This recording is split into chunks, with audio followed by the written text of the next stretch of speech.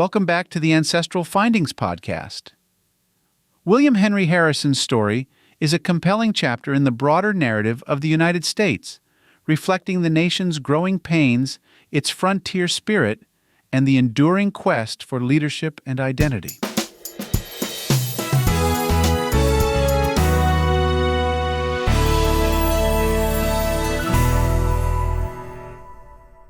William Henry Harrison was born on February 9, 1773, at Berkeley Plantation in Charles City County, Virginia.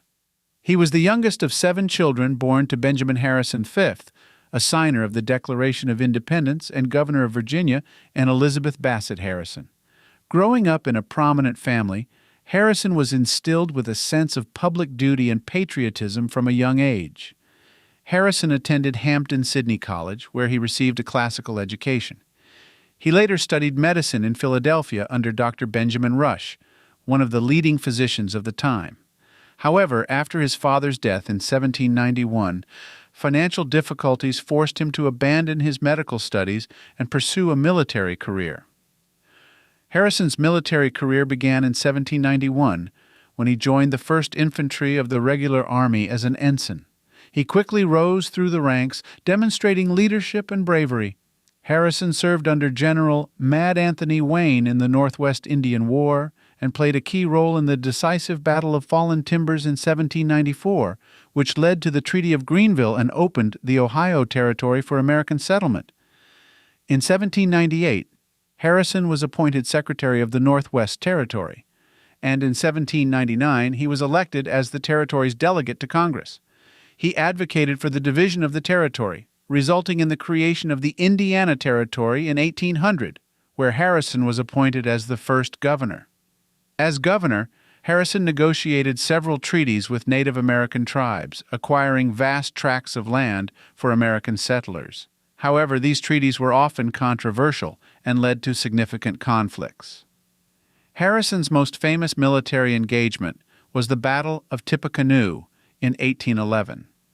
Tensions between American settlers and Native American tribes, led by Shawnee Chief Tecumseh and his brother Tenskwatawa, known as the Prophet, culminated in this battle. Harrison led a force of about 1,000 men to Prophetstown, the Native American stronghold. The ensuing battle resulted in heavy casualties on both sides, but Harrison's forces ultimately prevailed, earning him national fame and the nickname Old Tippecanoe. Harrison's military career continued during the War of 1812. He was commissioned as a major general and commanded the Army of the Northwest. He successfully defended Fort Meigs and led American forces to victory in the Battle of the Thames in 1813, where Tecumseh was killed. This victory effectively ended British and Native American resistance in the Northwest and solidified Harrison's reputation as a war hero. After the War of 1812, Harrison returned to civilian life and resumed his political career. He served as a congressman from Ohio from 1816 to 1819, and then as a senator from 1825 to 1828. Harrison also served as the minister plenipotentiary to Gran Colombia, now Colombia, Venezuela, Ecuador, and Panama, from 1828 to 1829, where he developed a keen interest in Latin American affairs. Harrison's military heroics and political experience made him a prominent figure in the newly formed Whig Party.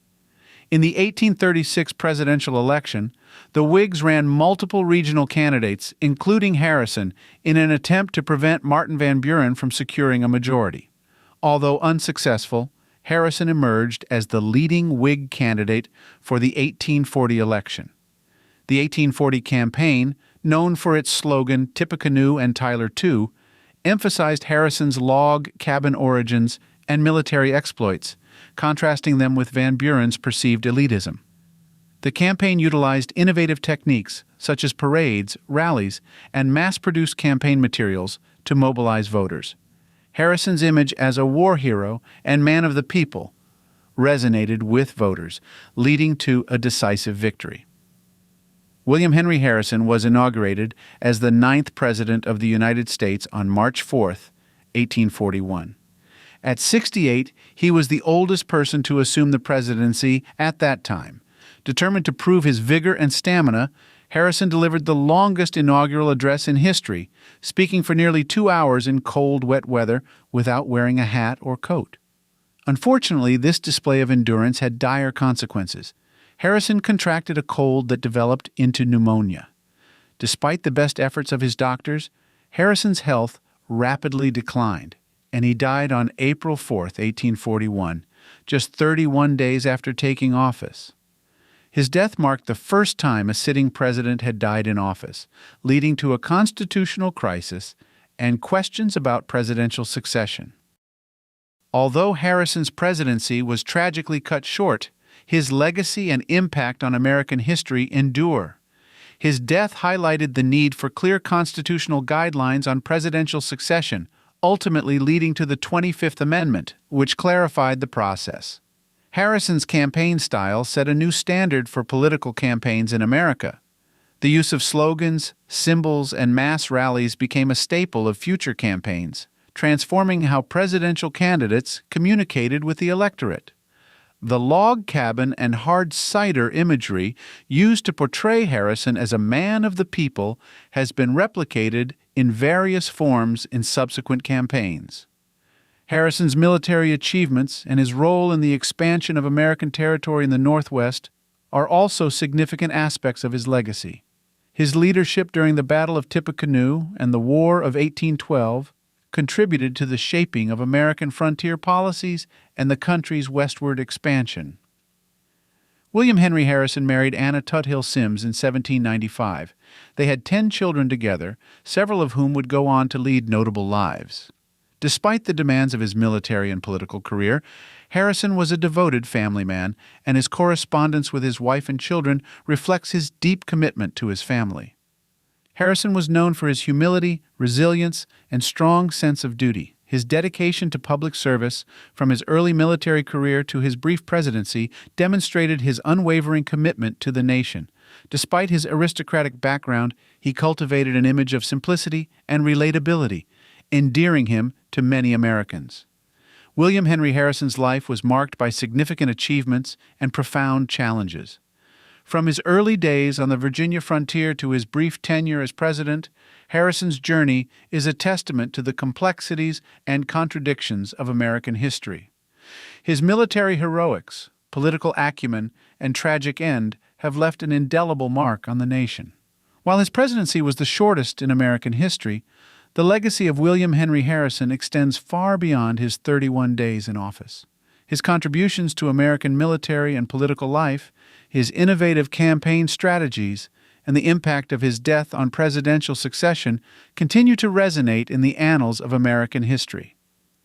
Check out these books, which provide diverse perspectives on William Henry Harrison's life, military career, and presidency, offering readers a comprehensive understanding of this significant figure in American history.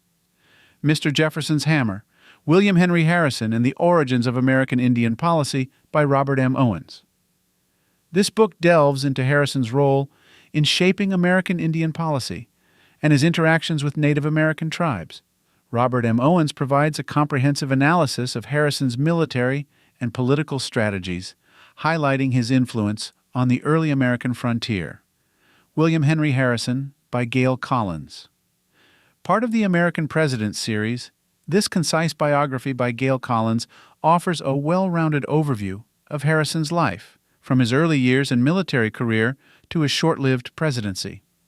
Collins's engaging writing style makes this an accessible and informative read. Old Tippecanoe, William Henry Harrison and His Time by Freeman Cleaves. Freeman Cleaves' biography provides a thorough exploration of Harrison's life and career, with a particular focus on his military exploits and political achievements. This detailed account offers valuable insights into Harrison's impact on American history and his enduring legacy. The Log Cabin Campaign by Robert Gray Gunderson. This book focuses on the 1840 presidential campaign, which catapulted Harrison to the presidency. Robert Gray Gunderson examines the strategies, slogans, and political innovations that defined the campaign, offering a deeper understanding of how Harrison's image as a log cabin candidate was crafted and sold to the American public.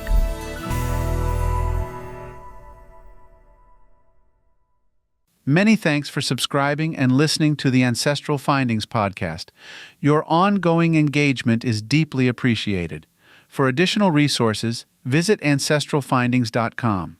There you can grab a free genealogy ebook, request a free genealogy lookup, and even participate in our weekly historical postcard giveaway. From me, Will Moneymaker, and all of us at Ancestral Findings, thank you for being an integral part of our family history community since 1995. Happy searching.